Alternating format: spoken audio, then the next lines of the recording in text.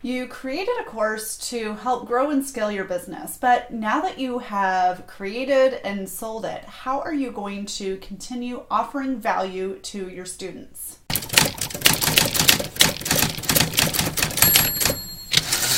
Hey there, I'm Abby Herman with Right Solutions. I work with service-based business owners to help them strategize and create the content they need to reach the audience they want at the right place and at the right time. This channel provides regular weekly videos to help you do just that for yourself. Be sure to subscribe and click the bell icon to be notified anytime a new video goes live.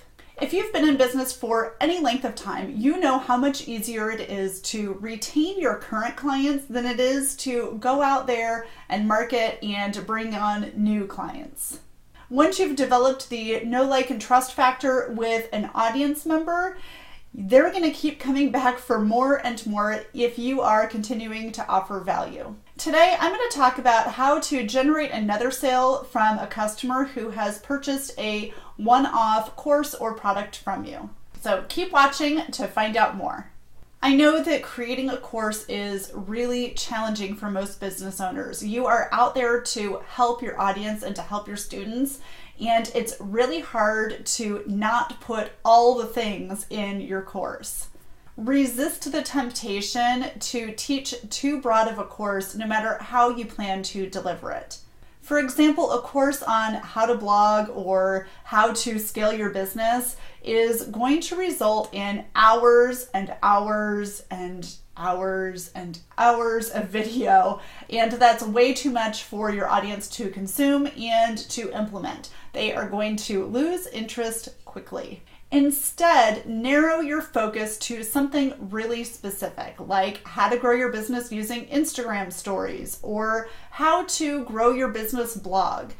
The more specific you are, the easier it's going to be to sell, because you're going to be able to find a really targeted audience, and the more likely your audience or your students are to actually implement what they're learning. So that's the first tip before you even start creating that course. Then, as you're creating the course, start jotting down all the things that you want to add to the course, but they don't quite fit into your objectives. You could turn that information into a next step or part 2 course or a 2.0. You could use some of that information to help market the course that you are creating.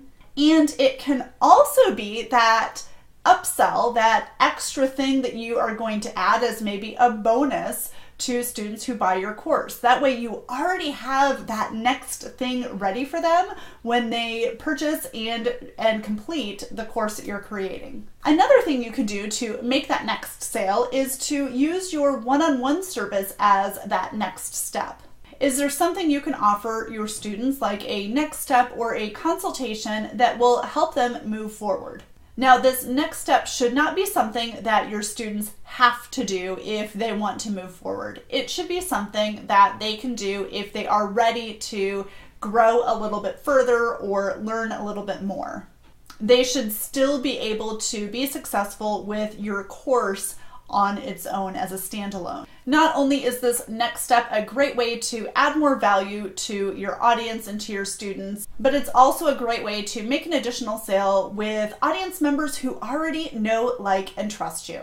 Because if you've already provided value with that original course, then you're not going to have to work very hard to make that next sale.